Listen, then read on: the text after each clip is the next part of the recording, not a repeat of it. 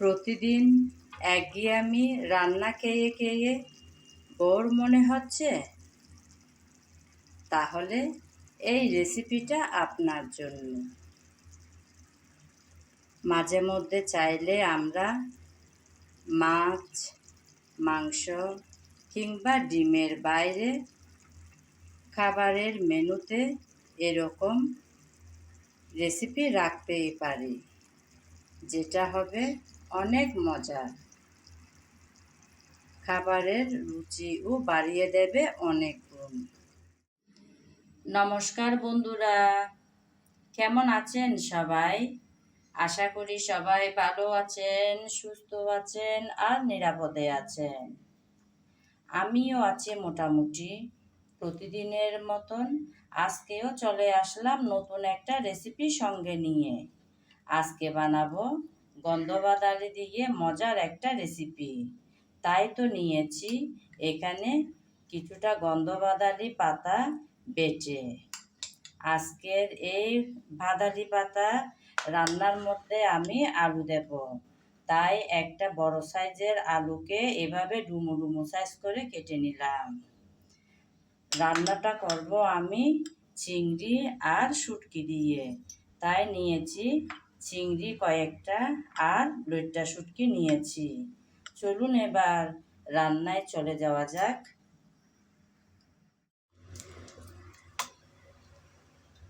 রান্নাটা বসাবো বলে চুলায় একটা প্যান বসিয়ে তাতে দিলাম কিছুটা পরিমাণ তেল।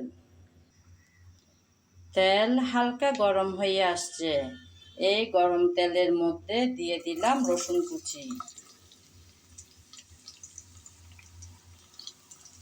আপনারা চাইলে বাটাও ব্যবহার করতে পারেন, আমি কুচি করে দিলাম। নেড়ে চেড়ে নিয়েছি একটু। এবার দেব পেঁয়াজ কুচি।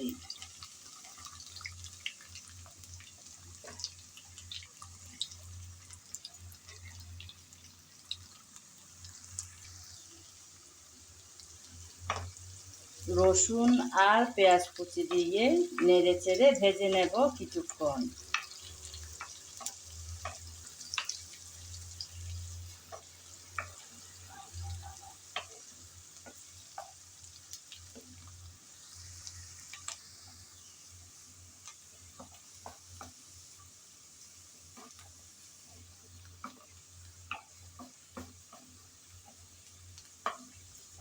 নেড়ে চেড়ে হালকা ব্রাউন কালার করে ভেজে নিলাম এই পেঁয়াজ আর রসুন।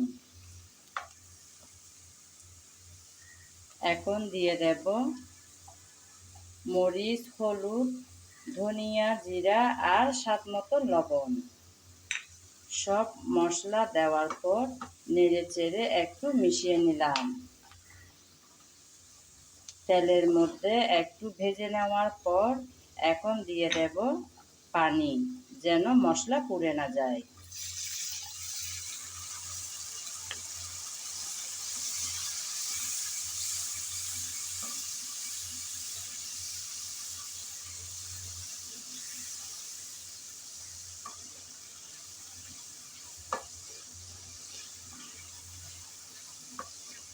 কিছুটা পানি দিয়ে ভালোভাবে মশলা কষিয়ে নিতে হবে।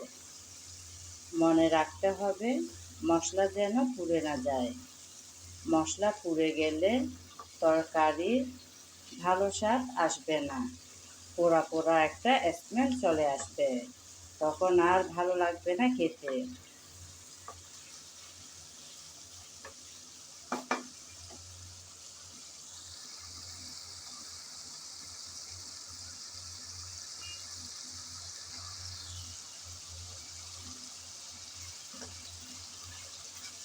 কিছুক্ষণ সময় নিয়ে মশলা ভালোভাবে কষিয়ে নিলাম। দেখুন বন্ধুরা, মশলা থেকে তেল কিন্তু আলাদা হয়ে আসছে। এভাবে মশলা থেকে তেল আলাদা হয়ে গেলে বুঝে নিতে হবে মশলা ভালোভাবে কষানো হয়ে গেল। আমি নেড়ে চেড়ে একটু ভালোভাবে কষিয়ে নিচ্ছি। এখন দিয়ে দেব চিংড়ি আর শুটকি।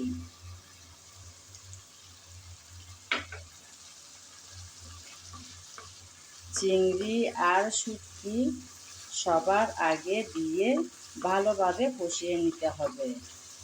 যেহেতু চিংড়ি আগে ভাজা হয়নি, তাই শুরুতেই দিয়ে দিলাম ভালোভাবে কষানোর জন্য। সঙ্গে লেট্টা শুটকিটাও ভালোভাবে কষানো হয়ে যাবে। আর শুটকি ভালোভাবে কষিয়ে নিলে তরকারির খুব সুন্দর একটা স্বাদ আর স্মেল হবে। সেজন্য প্রথমে শুটকি আর চিংড়ি তেলের মধ্যে কষিয়ে নিতে হবে এভাবে মশলা সহ।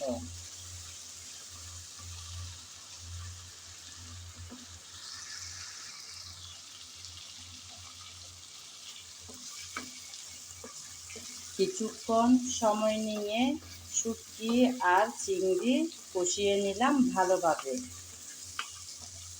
আমি কিন্তু আমার রেসিপির ভিডিওতে সবসময় একটা কথা বলে থাকি, অর্থাৎ রান্নার ভালো স্বাদ আসে ভালোভাবে কষানোর পর।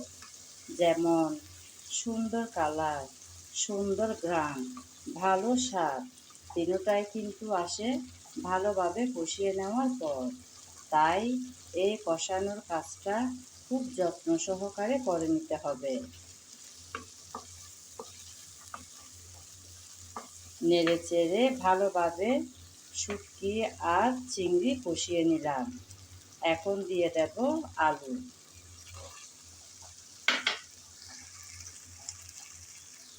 আলু দিয়ে আবারও ভালোভাবে কষিয়ে নেব।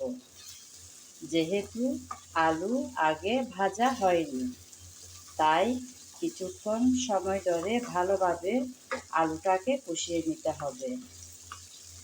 যারা সবজি না ভেজে খেতে পছন্দ করেন না, তারা শুরুতেই আলুটা ভেজে আর চিংড়িটা ভেজে রান্নাটা বসাতে পারেন। আমি না ভেজে একসাথে রান্নাটা বসিয়ে দিলাম। নেড়ে চেড়ে একটু মিশিয়ে নিয়েছি। অপেক্ষা করব যাতে আলুটা ভালোভাবে কষানো হয়।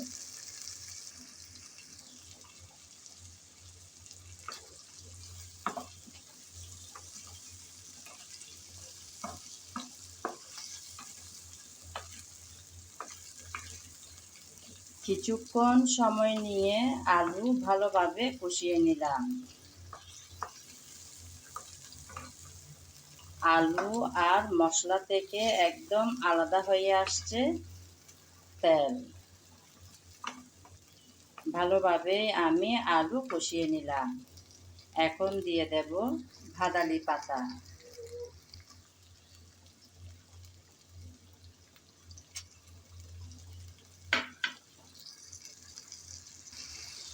ভাদালি পাতা দিয়ে আবারও সব একসাথে মিশিয়ে কষিয়ে নেব।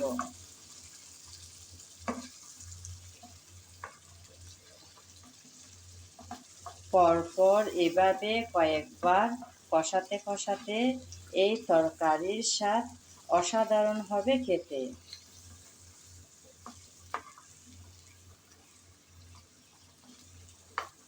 নেড়ে চেড়ে মিশিয়ে নিলাম। অপেক্ষা করব যাতে ভালোভাবে একটু কষানোটা হয়।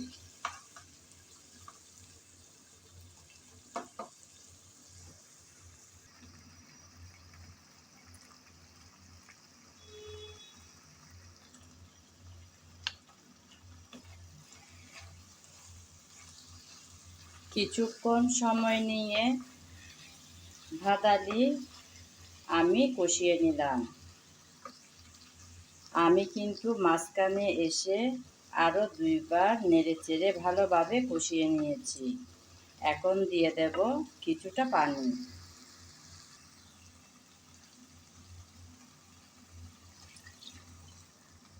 ভাদালি পাতার বাটিটা ধুয়ে দিয়ে দিলাম কিছুটা পরিমাণ পানি। এবার নেড়ে চেড়ে ভালোভাবে মিশিয়ে নেব। পানিটাকে এমনভাবে দিতে হবে যেন বেশি পাতলা হয়ে না যায়। আলুটা যাতে ভালোভাবে সিদ্ধ হয় আর শাকটা সেভাবে গায়ে গায়ে একটু পানি থাকবে সেভাবে দিলাম, নেড়ে চেড়ে মিশিয়ে নিয়েছি। এখন ঢাকনা দিয়ে রান্না করে নেব কিছুটা সময়। ফিরে আসবো কিছুক্ষণ পর।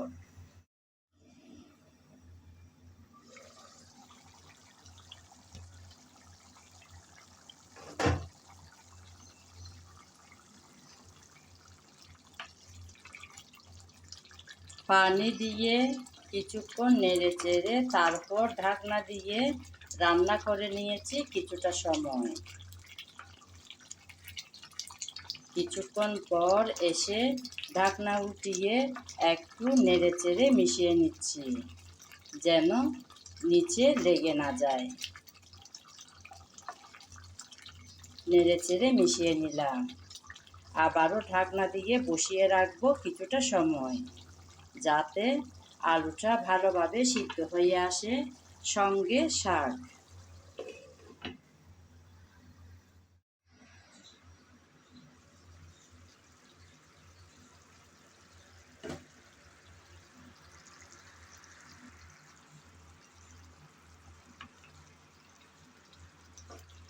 আবারও চলে আসলাম বন্ধুরা, ঢাকনা উঠিয়ে একটু দেখবো বলে। নেড়ে চেড়ে একটু মিশিয়ে নিলাম। আমার রান্না কিন্তু একদম রেডি। ভালোভাবে আলুটা সিদ্ধ হয়ে আসছে। এখন যেরকম পাতলা দেখা যাচ্ছে, পরে কিন্তু ঠান্ডা হয়ে আসলে অতটা পাতলা দেখাবে না, আর একটু ঘন হয়ে আসবে। দেখুন বন্ধুরা, আমি কীরকম ঘনত্ব রাখলাম, একদম থকথকে।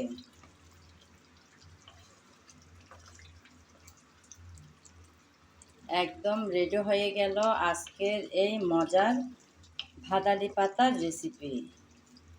মাছ, মাংস কিংবা ডিম আমরা তো রেগুলার খেয়ে থাকি, তাই নয় কি? মাঝে মধ্যে এরকম একটু শাকসবজি হলে মন্দ হয় না, ভীষণ ভালো লাগে খেতে। তাই আমিও আজকে বসিয়ে দিলাম আমার রান্নাঘরে। রান্নাটাও শেষ হয়ে গেল। এতক্ষণ যাবৎ যারা আমার সঙ্গে ছিলেন, আমার ভিডিও জুড়ে ছিলেন, তাদেরকে জানাই অসংখ্য অসংখ্য ভালোবাসা। আগামী ভিডিও দেখার আমন্ত্রণ জানিয়ে আজ এখানেই বিদায় নিলাম। সবাই ভালো থাকবেন, সুস্থ থাকবেন আর নিরাপদে থাকবেন। আমার আজকের এই রেসিপি ভিডিও যদি আপনাদের ভালো লেগে থাকে, একবার হলেও ট্রাই করে দেখতে পারেন বন্ধুরা।